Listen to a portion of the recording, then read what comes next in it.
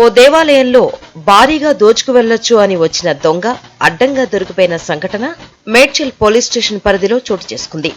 మేడ్చల్ కింది బస్తీలో ఉన్న సంతోషిమాత ఆలయంలో శుక్రవారం రాత్రి 11:30 చోరీకి పాల్పడటానికి ఆలయంలోకి ప్రవేశించాడు.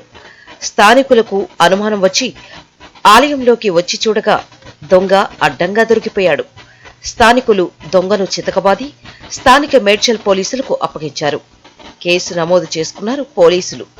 దర్యాప్తు చేపడుతున్నారు. వాడు ముందే పెట్టుకు ఇటు వేసినట్టుండు. అంటే నేను చూసి